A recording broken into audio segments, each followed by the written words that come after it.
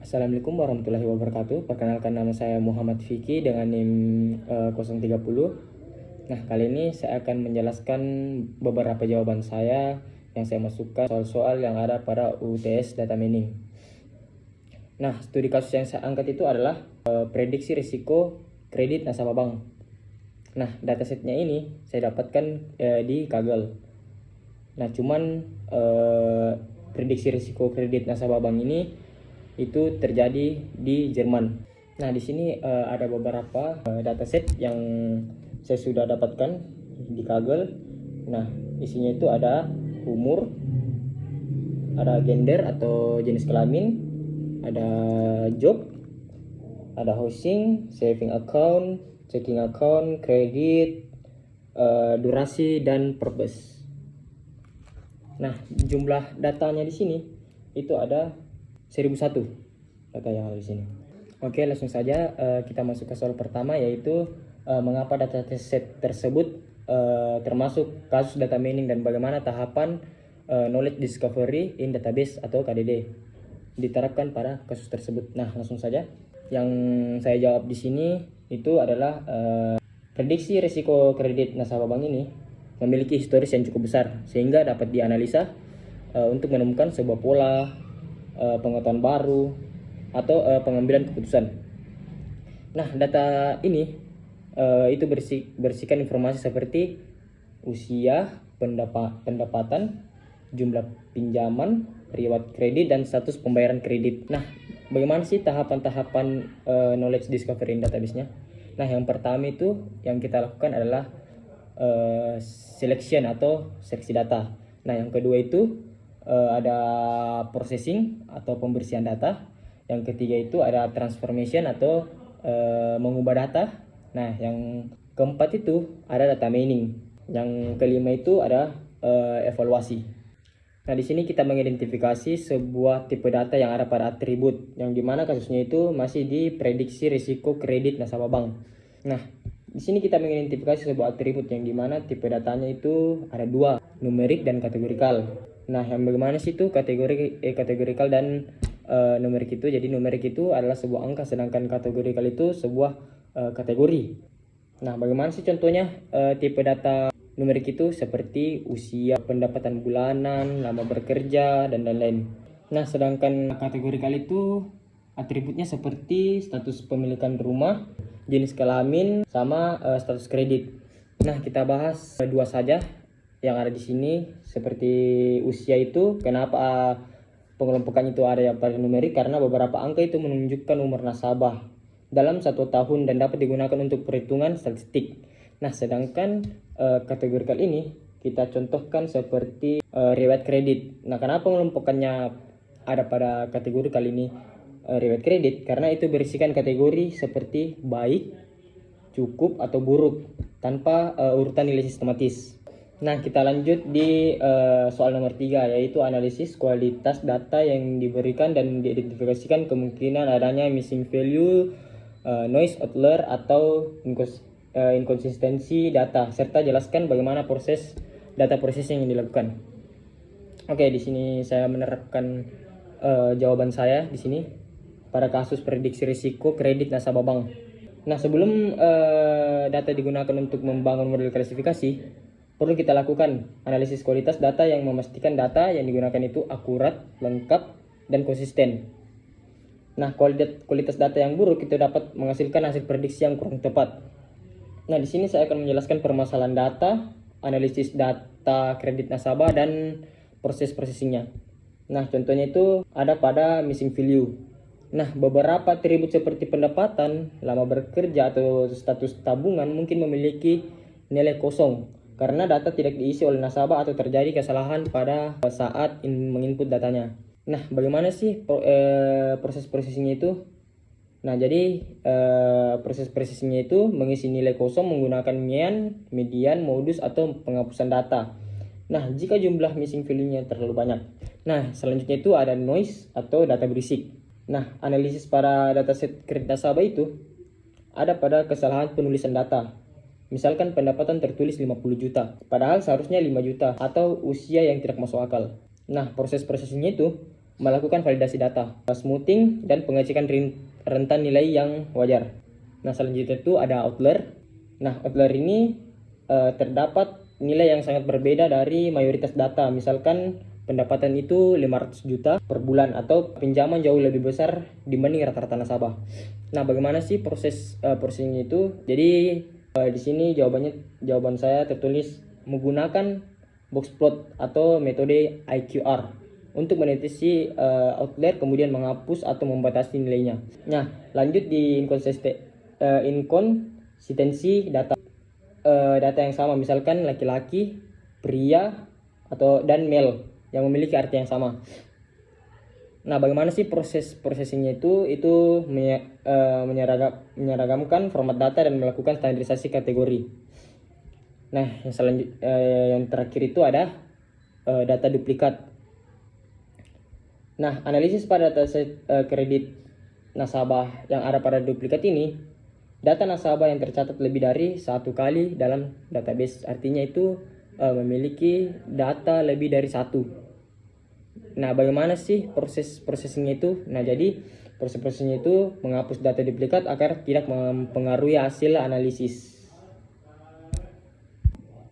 Nah, di sini ada tahapan-tahapan data processing yang ada pada kasus kredit nasabah bank.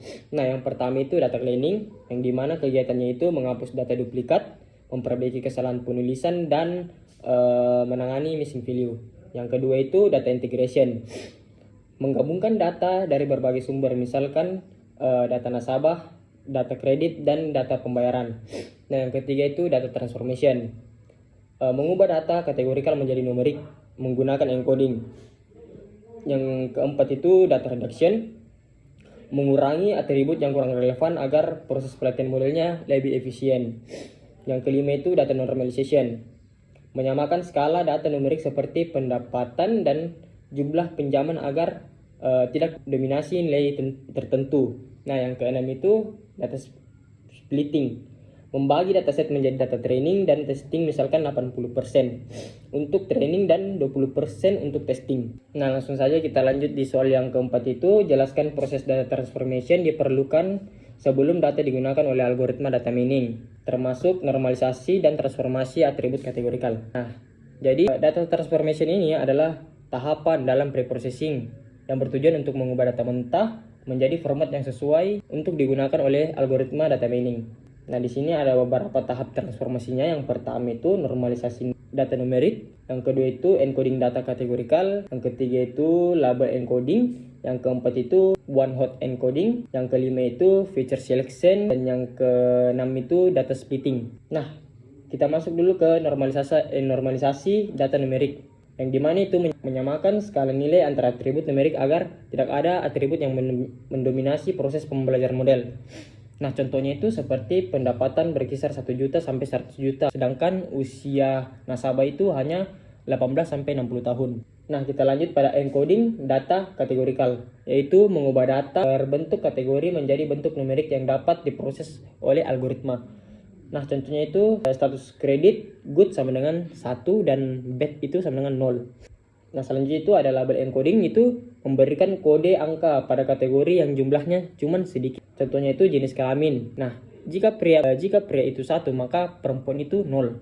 Nah, selanjutnya ada one hot encoding. Jadi dia itu membuat kolom baru untuk setiap kategori agar tidak menimbulkan urutan yang semu. Nah, contohnya itu pekerjaan, PNS, swasta, wira swasta menjadi 3 kolom yang berbeda.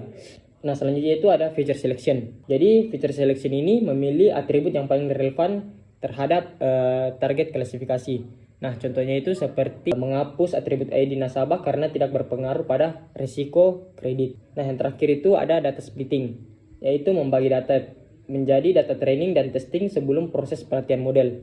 Nah, contohnya itu 80% data training dan 20% data testing. Nah, selanjutnya itu ada normalisasi data dan transformasi sebuah data. Nah, yang pertama itu normalisasi data numerik. Normalisasi ini digunakan untuk menyamakan rentang nilai agar atribut numerik seperti usia, pendapatan bulanan, jumlah pinjaman, lama kredit, lama bekerja, dan jumlah tanggungan. Nah, contoh sebelum normalisasinya itu misalkan usianya itu 20 tahun dan pendapatannya itu 5 juta. Nah, di sini kita menormalisasikan dan mentransformasikan data. Nah, di sini ada 3, yaitu normalisasi data numerik, transformasi atribut kategorikal, dan transformasi pada dataset kredit nasabah. Nah, yang pertama itu ada normalisasi data numerik. Nah, normalisasi data numerik ini digunakan untuk menyamakan rentang nilai agar nilai antara atribut itu seperti usia, pendapatan bulanan, jumlah pinjaman, lama kredit, dan lama bekerja. Nah, di sini ada beberapa data, yaitu usianya itu 25 dan pendapatannya itu 5 juta. Nah, karena nilai pendapatan jauh lebih besar dibandingkan usia, maka algoritma dapat lebih dipengaruhi oleh atribut pendapatan. Nah, kita lanjut pada transformasi atribut kategorikal, yaitu algoritma data mining tidak langsung memproses dan data berbentuk teks. Oleh karena itu, data kategorikal harus diubah menjadi data numerik. Di sini ada beberapa contoh seperti ini label encoding. Nah, kan di sini jenis kelaminnya itu laki-laki dan perempuan. Nah, maka hasil encodingnya itu adalah 1 dan 0. Yang dimana laki-laki itu 1 dan perempuan itu 0. Nah, selanjutnya itu ada transformasi pada dataset kredit nasabah. Nah, jadi ada beberapa atribut tipe data dan transformasi di sini. Yang dimana atributnya itu adalah usia, pendapatan bulanan, jumlah pinjaman, lama kredit, lama bekerja, jumlah tanggungan, jenis kelamin, status pekerjaan, status tabungan, status pemilikan rumah, riwayat kredit, dan status kredit atau label. Nah, di sini atributnya ini memiliki beberapa tipe data yang berbeda. Nah, seperti usia itu tipe datanya itu numerik, maka transformasi itu dinormalisasikan.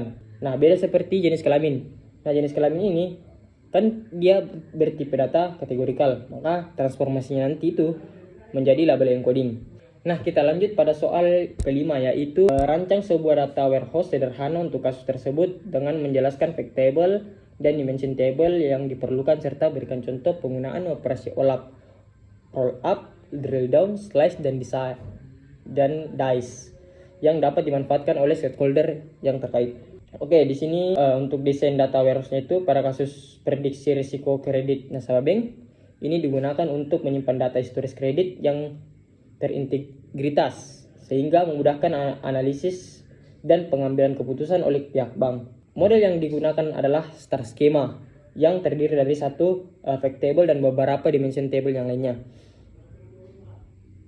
Nah, di sini ada beberapa fact table dan dimension table, sehingga yang dimana dia itu fact kredit, yang dimana beberapa sebuah data, misalkan dim waktu, dim nasabah, dim pekerjaan, dan dim wilayah, sehingga dapat menyatukan dalam satu data tersebut yang ada pada fact table kredit. Nah, selanjutnya itu ada operasi roll up. Yang pertama itu ada roll up. Jadi roll up ini meringkas data dari level detail ke level yang lebih tinggi. Nah, drill down itu melihat data yang lebih rinci dari hasil ringkasan. Slice itu mengambil satu bagian data berdasarkan satu dimensi tertentu. Nah, dan dice itu memilih data berdasarkan beberapa kriteria tersebut. Nah, jadi di sini ada pemanfaatan stakeholder. Nah, stakeholdernya itu manajer kredit, pemanfaatan data dari warehouse, dan OLAP. Jadi manajer kredit ini memantau tingkat kredit macet berdasarkan wilayah dan periode waktu. Nah, analisis kredit ini mengidentifikasi karakteristik nasabah yang berisiko tinggi. Pimpinan bank ini menentukan kebijakan pemberian kredit berdasarkan tren historis.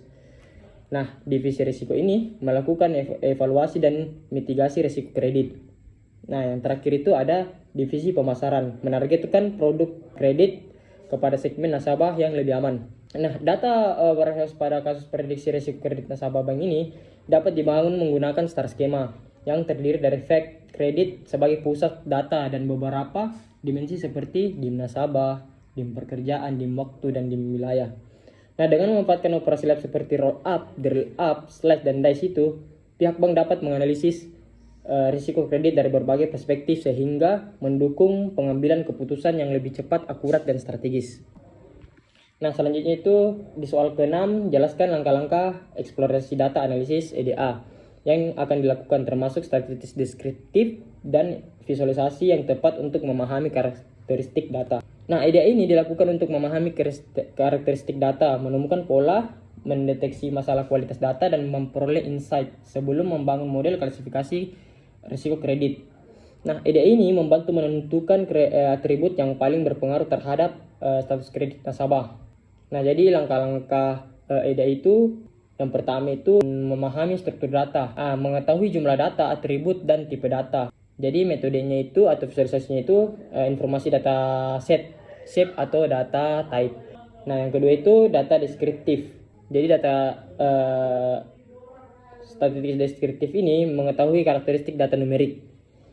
Nah, metodenya itu seperti mean, median, min, max, dan standar deviasi. Yang ketiga itu ada analisis distribusi data. Jadi analisis distribusi data ini bertujuan untuk melihat penyebaran data. Metodenya itu histogram. Nah, tahapan yang keempat itu adalah analisis kategori. Jadi dia itu bertujuan untuk mengetahui proporsi kategori. Nah, metodenya itu seperti bar chart. Nah, selanjutnya itu ada analisis target. Jadi dia itu melihat distribusi good credit dan bad credit. Nah, metode visualisasinya itu adalah V-chart dan bar chart. Selanjutnya itu ada analisis korelasi. Jadi dia itu mengetahui hubungan antar variabel. Nah, metodenya itu atau visualisasinya itu adalah heat map correlation. Selanjutnya ada deteksi outlier, yaitu mengidentifikasi nilai ekstrim. Nah, metodenya ini menggunakan box plot. Nah, yang terakhir itu analisis hubungan variabel dengan target. Jadi dia ini mengetahui faktor yang mempengaruhi risiko kredit. Nah, visualisasi atau metode yang digunakan itu adalah box plot dan bar chart. Nah, kita lanjut pada soal yang ke-7. Tentukan apakah kasus ini termasuk classification atau bukan. Identifikasi atribut yang berperan sebagai feature dan label, serta jelaskan bagaimana proses pembangunan model klasifikasi dilakukan sehingga menghasilkan prediksi status kelulusan mahasiswa. Nah, jadi di sini apakah studi kasus yang saya ambil ini itu termasuk klasifikasi? Jawabannya ya, ini kasus termasuk klasifikasi. Karena itu tujuannya itu penelitian adalah memprediksi status kelulusan mahasiswa yang berupa kategori tertentu. Nah, contoh kategorinya itu tepat atau tidaknya kelulusan sebuah mahasiswa. Nah, karena target yang diprediksi berbentuk kelas atau kategori, maka kasus ini termasuk supervised learning classification. Nah, jadi identifikasi feature dan labelnya itu ada IPK, jumlah SKS yang telah ditempuh, kehadiran, nilai semester 1, nilai semester 2, ada umur, jenis kelamin, status beasiswa, keaktifan keorganisasian, dan lama studi saat ini. Jadi label itu adalah sebuah targetnya yang ada pada jenis kasus yang ada pada kelulusan mahasiswa. Nah, bagaimana sih proses pembangunan model klasifikasinya? Nah, tahapnya itu ada 7. Yang pertama itu pengumpulan dataset mahasiswa, yang kedua itu data cleaning, yang ketiga itu data transformation, yang keempat itu pembagian data training dan testing, yang kelima itu pelatihan model klasifikasi, yang keenam itu evaluasi model, yang ketujuh itu memprediksi status kelulusan mahasiswa. Nah, tahap pertama yaitu pengumpulan data. Jadi kita mengumpulkan data akademik mahasiswa dari sistem informasi akademik kampus. Nah, contoh datanya itu semestinya misalnya IPK itu sebuah mahasiswa memiliki IPK 3,70 dan SKS-nya itu 1 tepat dan kehadirannya itu 95%. Nah, maka status kehadirannya itu adalah tepat waktu. Nah, tahap kedua yaitu data cleaning, membersihkan data dari missing value, data duplikat, outlier, inkonsistensi data. Nah, contohnya itu kehadirannya itu diisi dengan rata-rata dan data mahasiswa ganda itu dihapus. Nah, tahap ketiga itu data transformation, yaitu melakukan normalisasi data seperti IPK, kehadiran, SKS, encoding, jenis kelamin, status beasiswa, dan keaktifan keorganisasian. Nah, tahap keempat itu pembagian dataset. Jadi pembagian datasetnya ini ada dua, yaitu training dan testing. Yang dimana training itu presentasi datanya itu 80%, sedangkan testing itu hanya 20% saja. Nah, training digunakan untuk melatih model, sedangkan testing digunakan untuk menguji performa model. Nah, selanjutnya itu ada tahap kelima, pelatihan model. Nah, jadi model klasifikasi, misalkan discussion tree, dilatih menggunakan data training. Nah, modelnya ini akan mempelajari pola seperti mahasiswa dengan IPK tinggi dan kehadiran baik cenderung lulus tepat waktu. Nah, jadi kinerja model diukur menggunakan akurasi, precision, recall, F1 score, dan confusion matrix. Nah, tahap terakhirnya itu ada prediksi. Nah, jadi setelah model memiliki performa yang lebih baik, model dapat digunakan untuk memprediksi status kelulusan mahasiswa baru. Nah, misalkan mahasiswa baru ini memiliki IPK 3,60 dan SKS-nya itu 150 dan kehadiran 92%, maka status kelulusannya itu adalah tepat waktu. Nah, dikarenakan target diprediksi itu berupa kategori lulus tepat waktu atau tidak lulus tepat waktu, feature yang digunakan meliputi IPK, jumlah SKS, kehadiran, nilai semester, status beasiswa, dan atribut akademik lainnya. Sedangkan labelnya adalah status kelulusan mahasiswa.